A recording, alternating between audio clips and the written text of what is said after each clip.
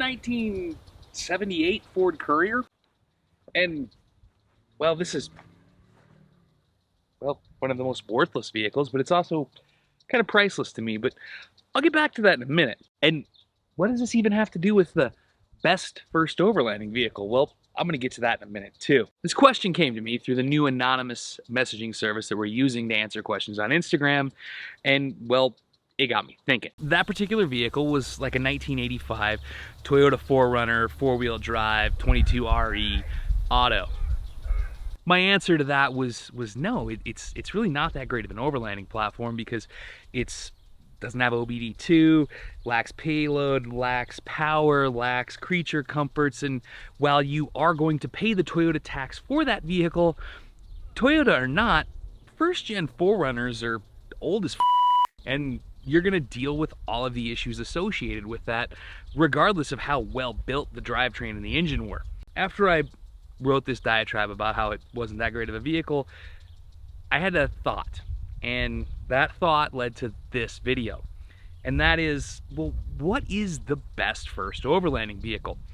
People have made a bajillion what's the best overlanding vehicle videos. And, you know, you're gonna run the gambit of a 70 series, a JK, a Disco, a this, a Defender, a that.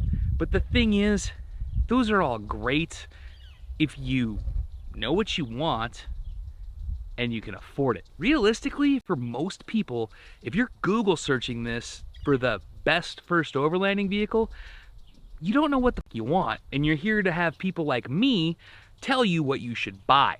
And I'm not gonna do that because the best first overlanding vehicle is, well, it's the vehicle you already have. Now, how does this rig play into it? Well, a lot of people think that you need to go out and have some super high performance jacked up vehicle to go do this. And they do that based on the misconceptions that are brought about by so many other channels in this space that lead you to believe that overlanding is essentially rock crawling with a top tent. And they couldn't be further from the truth. You see, to those people, overlanding is the end in of itself. But to me, overlanding is the means. It's the means to go places. It's the means to see things. It's the means to go have experiences that I wouldn't have had because I couldn't get to them, or they were off the beaten path, or it was a place I really wanted to go and I needed to be able to support myself to get to that place because there weren't hotels, or I don't have the money to stay in hotels and eat in restaurants. That's what overlanding is to me. It's a means. It's not the end. Now, I have been very fortunate in that the first vehicle I had when I started this was a third-gen 4Runner. It's a very capable vehicle, but it does have limitations. And I found those limitations out by taking that vehicle out and experiencing things. It's not comfortable for two people for a long period of time. It doesn't really off-road that well with its IFS front suspension. And the more we thought about that and we researched it, well, then we kind of knew what we wanted in a second rig, and along came the Disco. And you see, that's how you have to handle this. Your very first overlanding vehicle should be the vehicle you already have. Case in point, this guy right here. This Courier, it doesn't look like it's a two-wheel drive, old POS with a 4-cylinder motor and a 5-speed manual transmission. But you know what? I've taken that thing back into the mountains of Montana, up plenty of gravel roads that, well, most people would be scared to drive their Sentra up, but this was my grandma's fishing rig. And this is the rig that, well, it's emotional because I have a lot of emotional attachment to it because of what it means and it represents to me. But the more that I think about it, if this was all you had, it's a perfectly capable overlanding rig.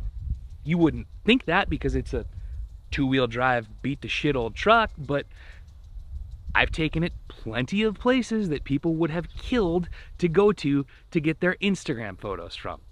And I learned how to drive a stick in this. Anyway, I'm not being nostalgic. The point I'm trying to make is that what you have in your garage or your driveway right now is probably enough to get you started so that you can get a baseline and know what you really want or where you want to go. And you do that just by going and doing it.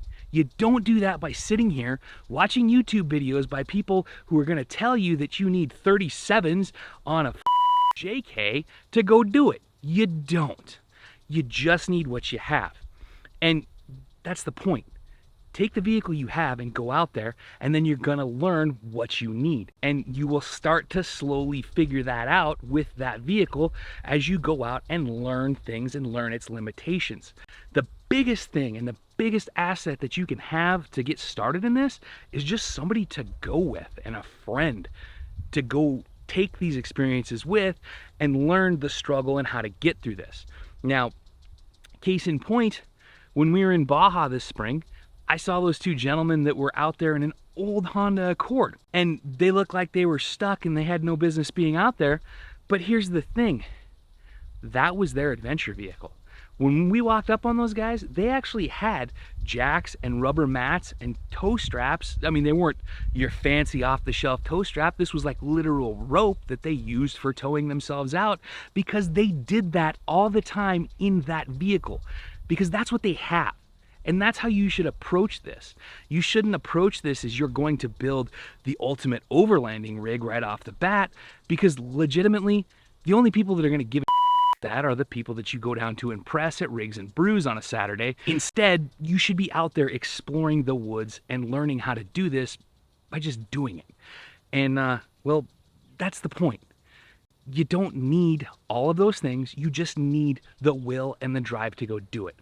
You know, take your mom's car or your wife's Sentra or whatever you have available to you, get some backpacking gear and go out for a weekend. And you'll learn as you go what you really need and what you don't need. And it will surprise you at what you don't need if you start out with nothing. Because that'll make you value what creature comforts are very much important to you and what's worth spending the money on, instead of going out and buying a set of traction boards and a winch before ever having been down a trail and needed them. See what I'm getting at? A lot of this is just hype, and it's just people telling you what to buy. And you don't need that. You just need drive and desire and, well, the ability to just take a risk and go do something. Get off your ass. Take the vehicle that you've got, whether it's a Huffy or a Camry or whatever, and go have an adventure. And then when you get back, sit down and think about what was really important in that adventure. And then that starts building the map for the next vehicle you're gonna have. And, well, that brings it full circle to that gentleman with talking about that 4Runner. I thought about that and I went, well, what if that's what he already has in his garage? And I just totally flamed it. And for that, I'm sorry. If that's the case, I didn't mean that. Because if that's all you have, well, that's a better baseline to start with than that, right? Anyhow, just a thought. Let me know what you think in the comments. As always, I'm Matt Kester. You can find us at Secondhand Overland at Facebook and Instagram. Till next time, be good.